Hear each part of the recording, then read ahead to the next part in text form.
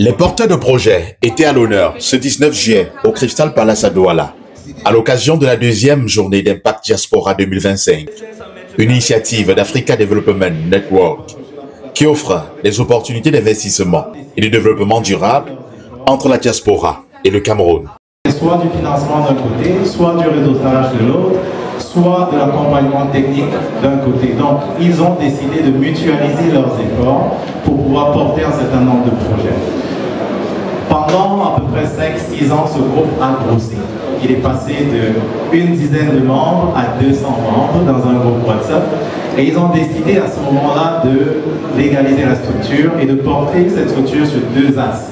Le premier étant la communication et le deuxième l'entrepreneuriat. Donner des idées et des projets, j'ai ramené avec moi quelques projets pour développer le Cameroun. Et pour cela, on doit commencer par l'éducation, c'est très important, et l'infrastructure.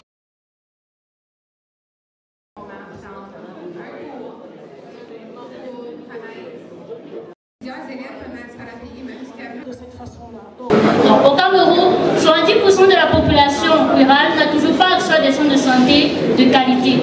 À ces populations s'ajoutent celles des zones en crise, à savoir le nord-ouest et le sud-ouest, qui ont des difficultés à trouver des médecins généralistes. C'est face à ce constat que nous avons eu pour idée de mettre sur pied des bornes de téléconsultation médicale qui sont des dispositifs équipés d'appareils médicaux connectés et d'outils de visioconférence qui permettent à ces populations de consulter des médecins à distance. Des chauffeurs qui ne sont pas au top de leur forme quand ils prennent le volant et tout. Le projet en fait est un détecteur de fatigue, de somnolence au volant pour les conducteurs. Donc, le système, à l'aide d'une caméra, va analyser le visage du chauffeur pendant qu'il est en train de rouler et au fur et à mesure. J'ai écouté beaucoup de mes frères et sœurs ici là, qui ont fait des projets. Agri-Afrique est là pour absorber des micro-projets. Excusez-moi, mais c'est un projet ici, oui, c'est une vérité. On transforme le plantain, la patate, et le macabo et le manioc en tous les produits dérivés. On perd l'identité culturelle. Si on perd l'identité humaine, alors on s'est égaré depuis. On s'est demandé comment faire pour garder ce qu'on a de plus précieux tout en évoluant, parce que la jeunesse qui nous suit est d'autant plus détériorée. Alors on a pensé à la 3D, parce qu'on a des personnages auxquels on peut donner des voix, on peut donner des textures, on peut donner des noms, on peut faire passer des messages pour rappeler que d'abord la culture et le Cameroun est une priorité pour chacun. Non seulement la 3D permet de faire comprendre, que ce soit aux jeunes enfants, jusqu'à l'adulte, jusqu'au patriarche, que la culture est un héritage de transmission. Et je profite pour passer le message, patriarche, on a besoin de transmission. Et si vous nous enseignez pas ces choses, on ne saura pas comment faire.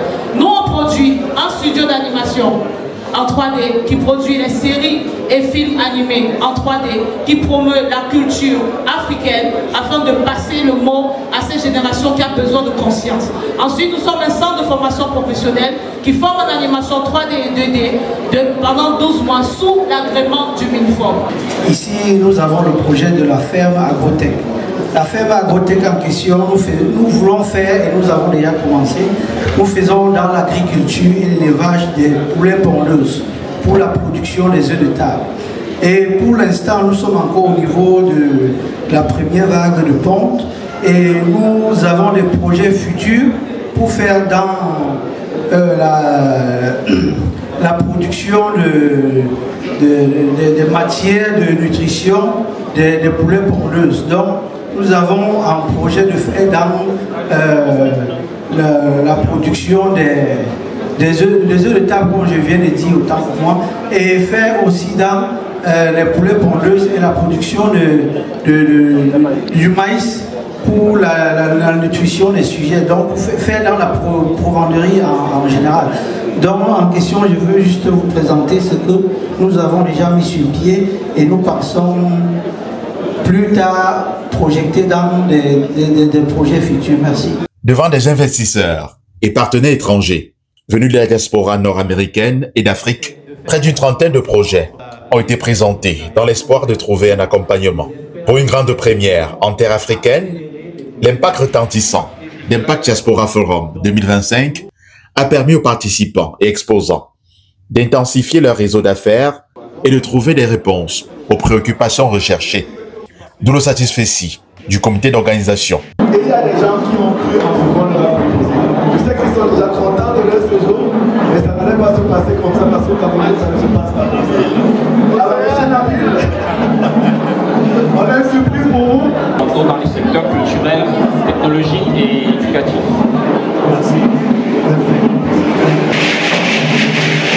Et l'établissement Charest est garanti qu'ils vont recevoir leur paquet. Très satisfait. Je peux vous garantir qu'il y a eu beaucoup de challenges. Il y a eu beaucoup de challenges. Quitter le Canada avec des investisseurs pour les amener au Cameroun, c'était vraiment pas facile.